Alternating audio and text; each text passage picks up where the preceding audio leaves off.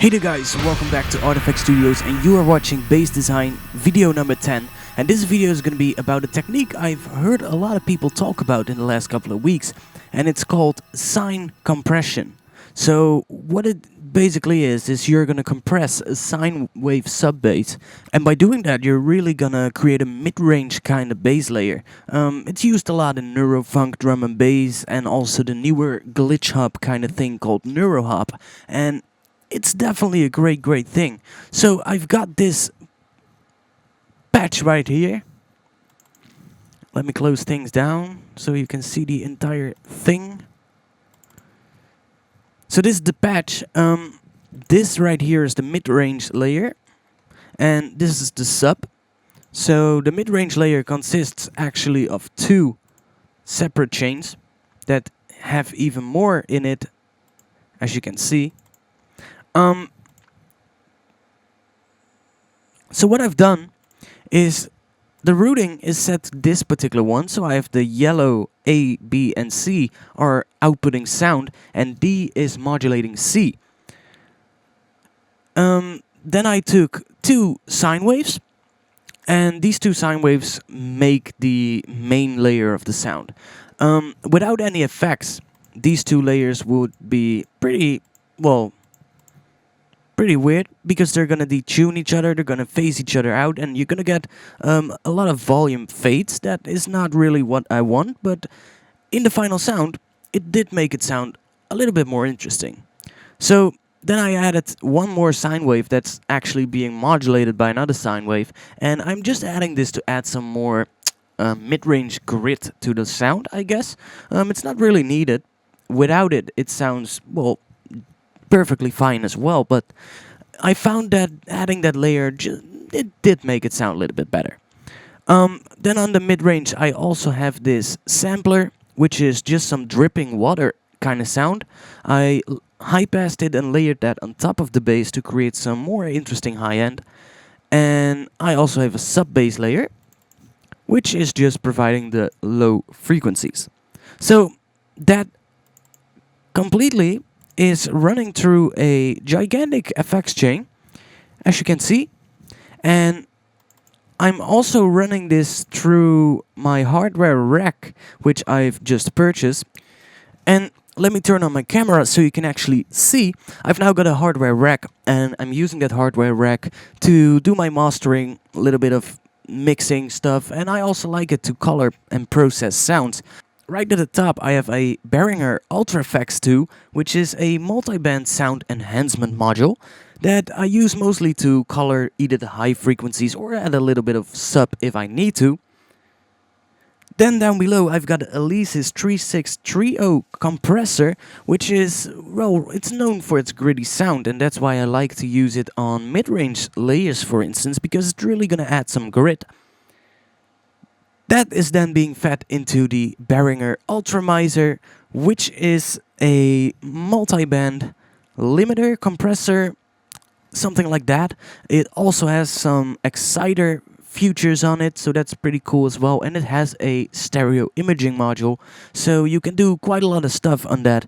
I don't use it that much as a final limiter on my final mixdowns, but I only ordered it a little while ago, so I don't have it that long. Let's get into the patch. Let's get into creating something. This is what I made today, and I think it sounds pretty interesting.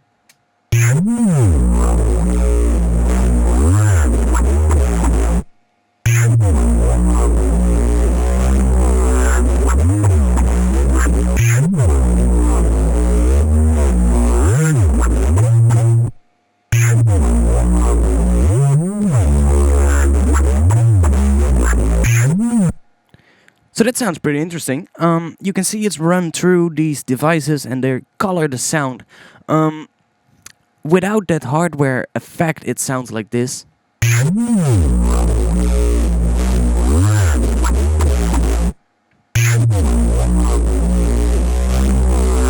And then with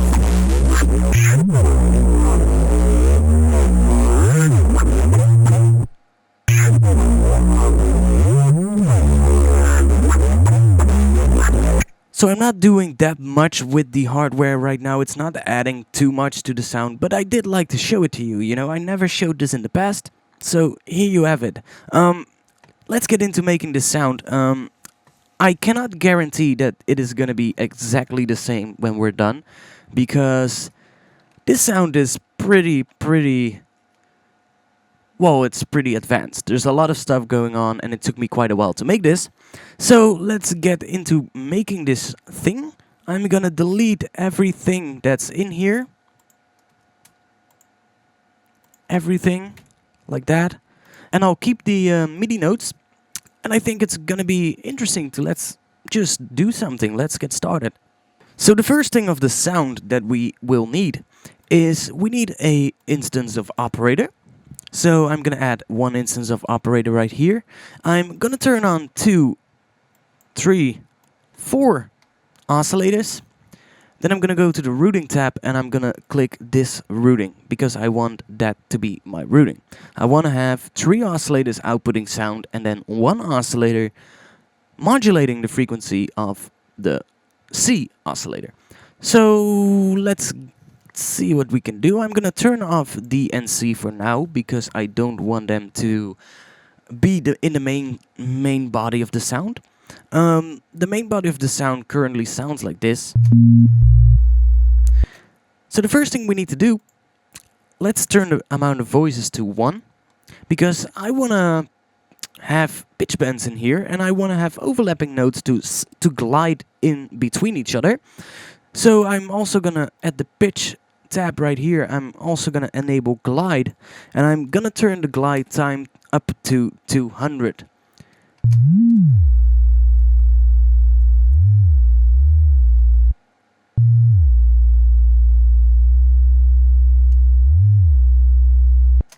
And that creates our sub bass. Now, what I can show you now is when I fine tune this, let's just put it to, let's say at about 30. And you're going to hear some phase cancellation between the 2 sine waves. Listen.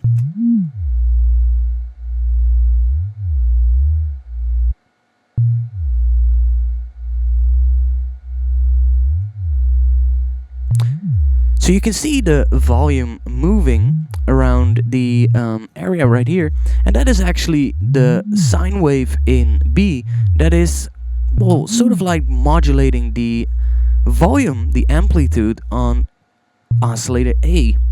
So normally I won't do this, but for this sound I think it's gonna be pretty interesting.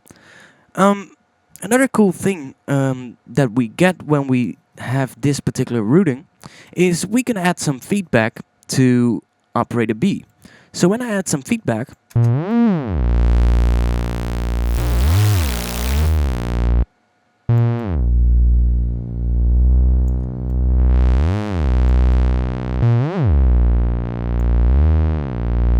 we get a little bit more, sort of like a saw wave kind of character in there, but it's still a sine wave, and it still is, well, it's sort of like a sine wave with a little bit of a raw edge.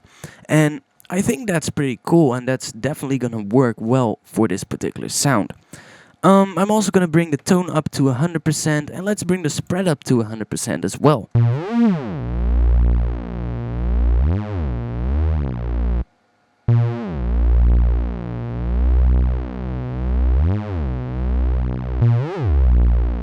Okay, and now what we need to do is now we need to start playing around with some filters. So I'm gonna set up a band SVF filter and let's listen. I'm going to add some modulation to here, and I'm also gonna add a glue compressor.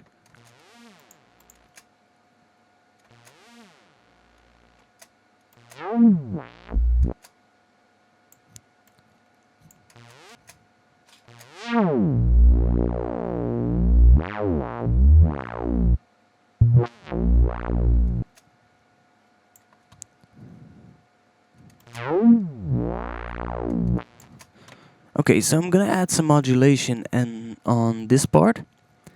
Let's drop it down, and then I'm gonna drop it back up, not all the way, about there. and it's gonna go down. Then we're gonna bring it up quite fast.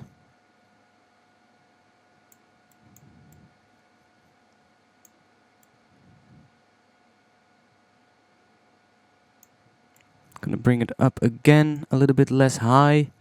Go down all the way, and let's just add another one right here.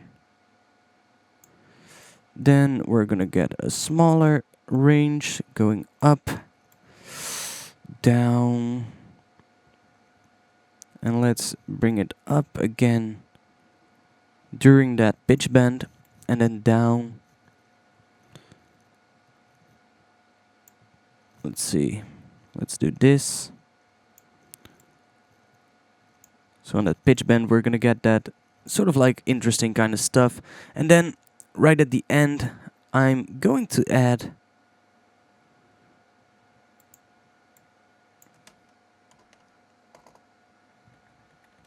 that. Then I can select this, and I can, or well, let's just play this back, see how it sounds.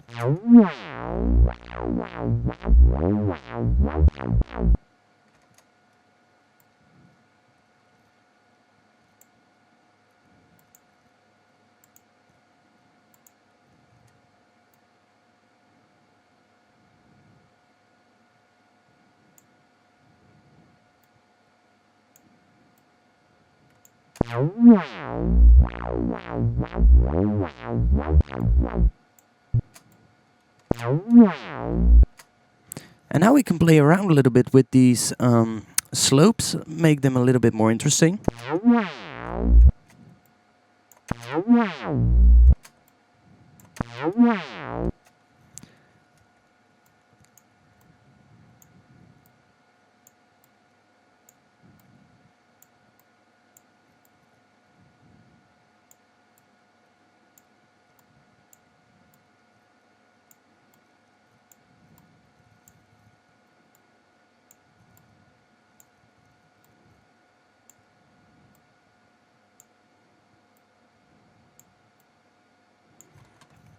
Let's listen to this.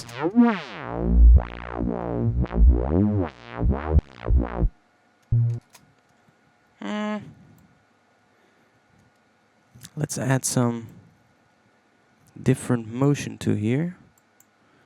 Let's do this, see how that sounds.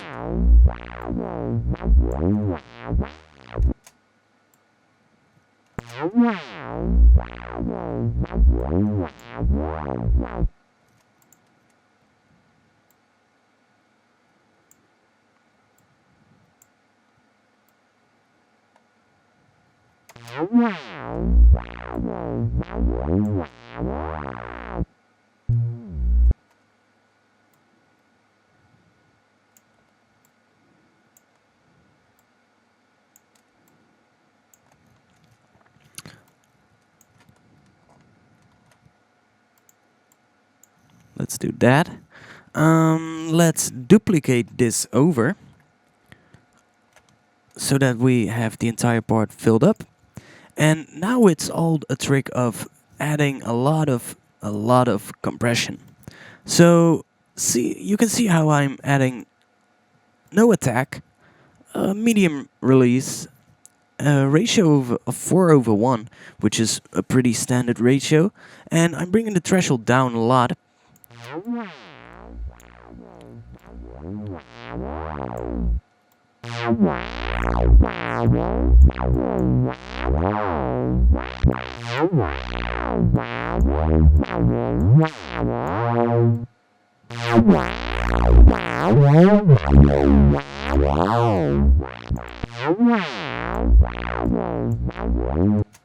So that adds quite a lot of stuff, quite a lot of compression actually.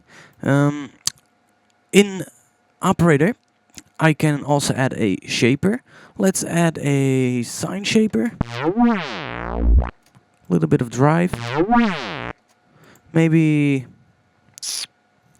take the soft. Yeah, it sounds pretty cool. Let's add a little bit more resonance.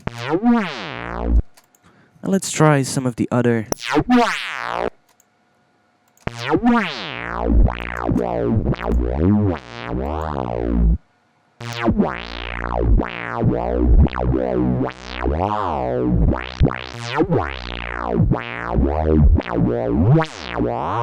Yeah, I like that. So I'm gonna add the other sine wave in here. Now this one is just gonna add some more movement.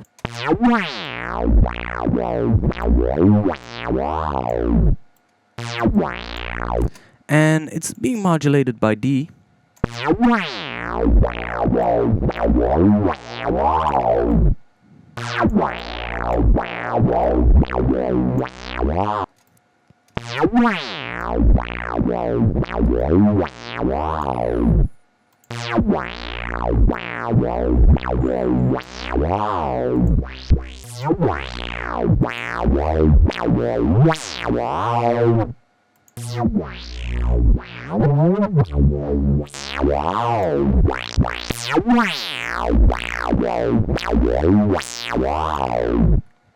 So adding that little bit of extra harmonics in there definitely sounds great.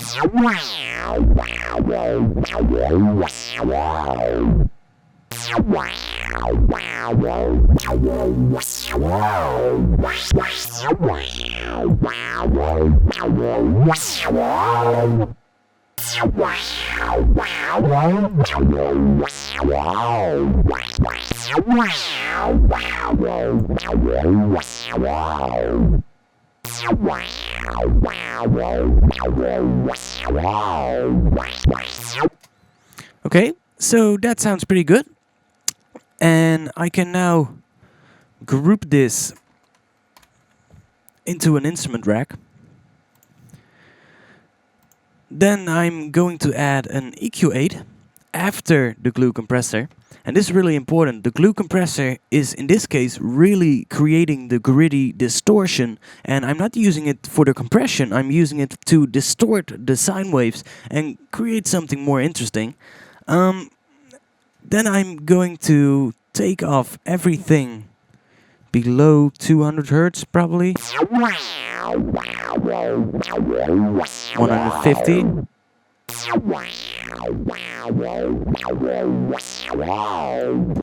Let's add some distortion to this, or maybe some more compression. That might be pretty interesting. So I think it can be pretty interesting if we are gonna feed this through another compressor, but this time we are gonna feed this through a hardware compressor. So I have a preset here called hardware rack chain. I'll drag that and put it after the EQ. Everything is set up already so that the audio goes to the right output and then comes back from the right input. And I also have my latency for my hardware set up already. And I'm gonna put the dry wet at 100%. So now the audio is being fed through my hardware rack, and then it's actually going back into the computer.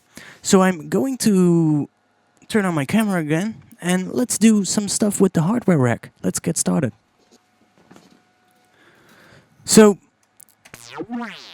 the first thing that I notice when I play this now is that I'm losing quite a lot of volume. I mean, that's a pretty big difference, but I don't really mind that much. So right now I'm first gonna set up the compression on the Alesis 3630. I'm gonna use a compression of, well, a pretty high compression value. We're gonna use about an 8/1 ratio, and I'm gonna bring the threshold down accordingly and then bring the output gain up.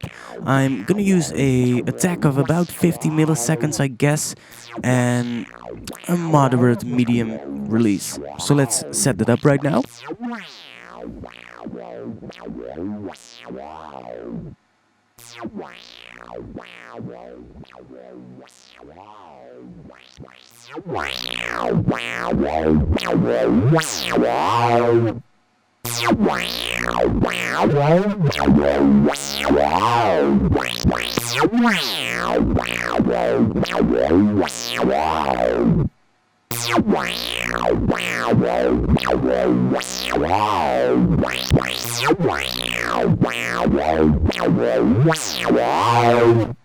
So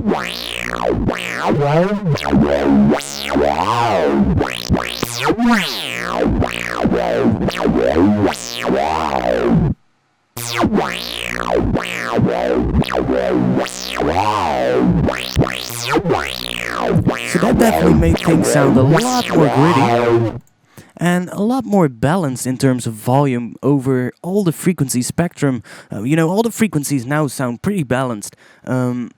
And before, you know, it was pretty all over the place.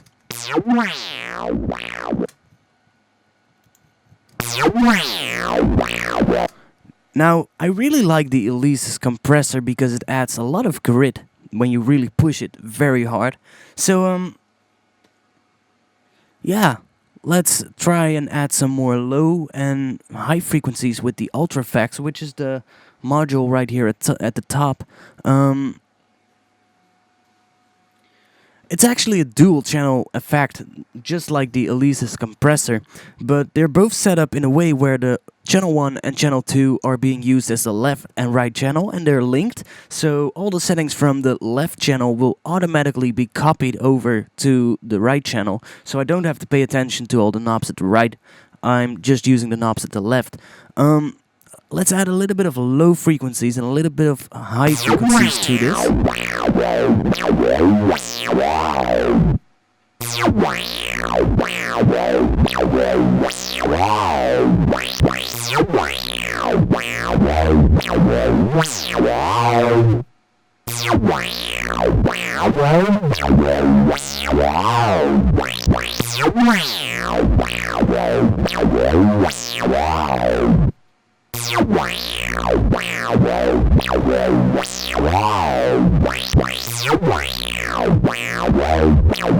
It sounds pretty cool. Another thing I like about the ARTFX is that it also has a surround knob, which will add some more stereo widening. Let's keep that at a medium position. Okay. So at the bottom we have the ARTFX. The ARTFX is currently set to channel number 1, to preset number 1. I'm gonna set this to preset number 2. Since on preset number 1, I'm using that preset for a track I'm working on. So preset number 2. If I now play this, we don't hear anything of the effect of the ultramizer, and that is because the ultramizer is currently not turned off, or at least the effect is turned off. Right now, the effect's turned on, and let's try and add some more compression to this.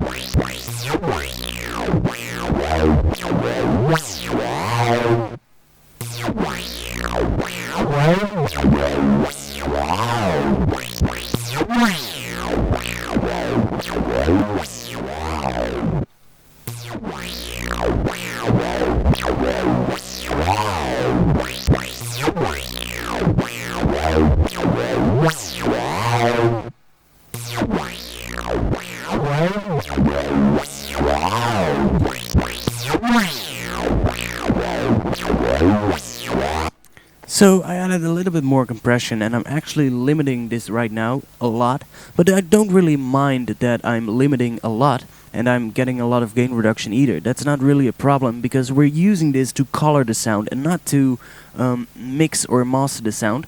I'm not adding any surround things, I'm not adding any more stereo widening with the ultramizer. I've done that on the Elise's and the ARTFX, so I don't really think it's needed.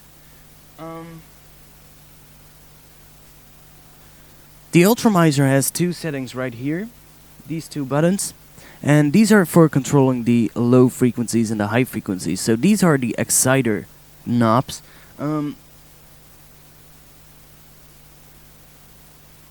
If I press the top one, it becomes active, and I can turn this knob and I can add a little bit of high frequency.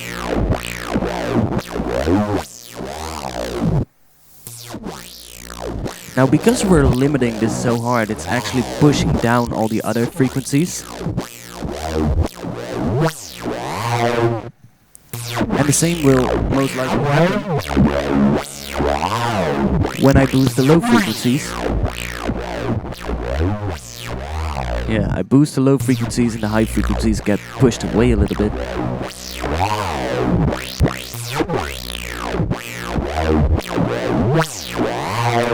Which is all normal, you know, because we're limiting it really hard, so we're slamming this into the limiter, and that's what creating that effect. So that's it for the hardware rack. Let me turn off my camera.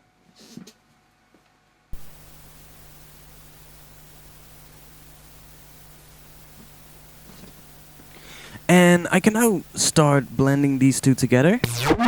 So we have this. Let's put it at about 50%.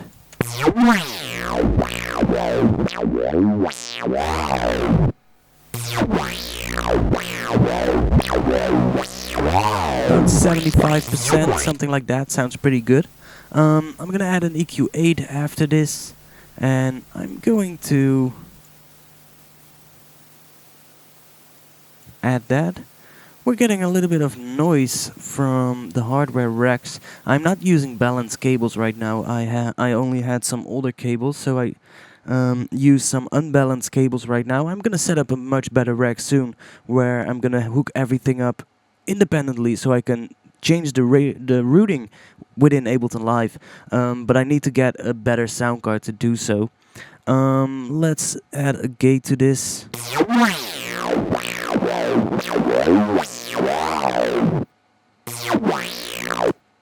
That gate will make sure that we don't have any noise during the pauses.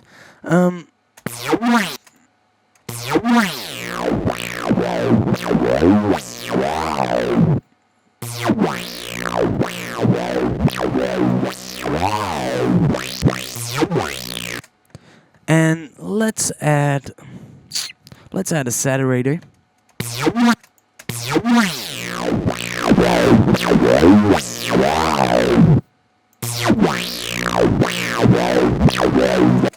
And now I would just add more and more effects and just keep going like what you're doing, you know, just add a whole bunch of stuff. For instance, I could add a phaser before the saturator, and let's give it some LFO motion. Sync that rate to, let's do 1.5. Do it like that, maybe a little bit less. Then bring the dry wet down.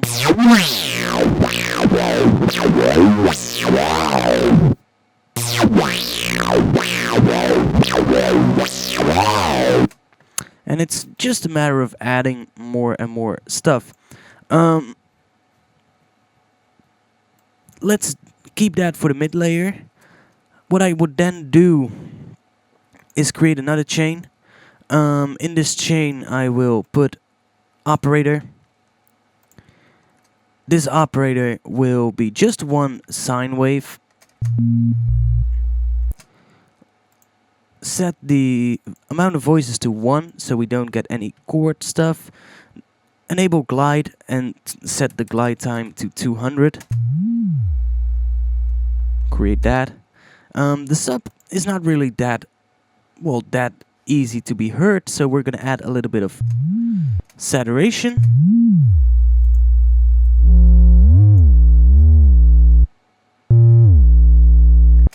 And the cool thing about this is that right now we have, let's see, we have our bandpass filter being automated by this particular automation.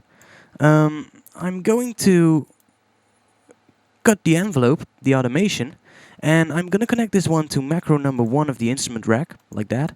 And then I'm going to bring up that automation link, and then I'm gonna paste the automation in here. Why I'm gonna do this is because by doing that, I can now also connect the sub bass to that same knob. Because when I play this now, listen. And let's bring the output volume of both down.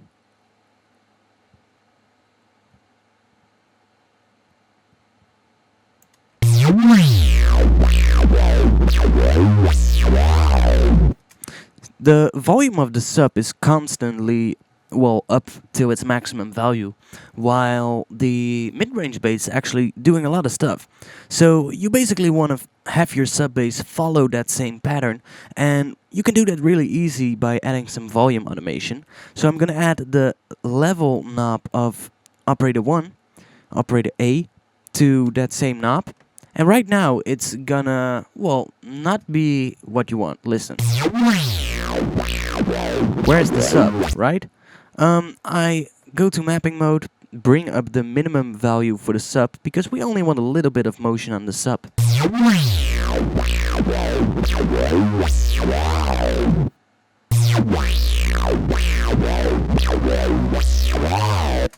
So that's pretty good.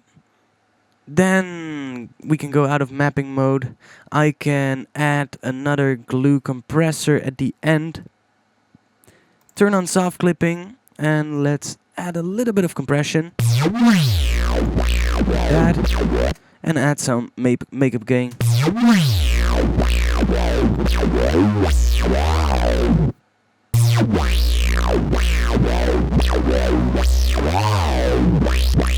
And now it's just a matter of adding pitch bends, adding different automations, and really going nuts with this shit. Because you hear what this is capable of. I'm gonna upload the patch of this instrument rack with the saturator in there, and the glue compressor, and everything except the hardware chain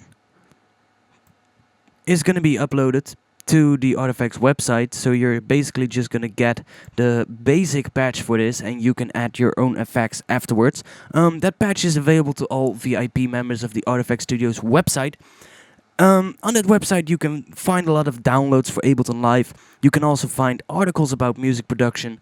You can find a forum where you can talk about music production and where you can show your music. You can ask your questions and people will respond. I will respond if I know the answer. And we're just having a great time. So I hope you like these videos, and if you like these videos, then please subscribe to this channel. If you have any questions, either post them in a comment below or go to my Twitter, where you can tweet them to @ARTFX Studios. And if you want to be a part of my website, then go to artfx-studios.com, and on there you will find a whole bunch of more stuff. So I hope you like this, and I'll see you back soon. Peace!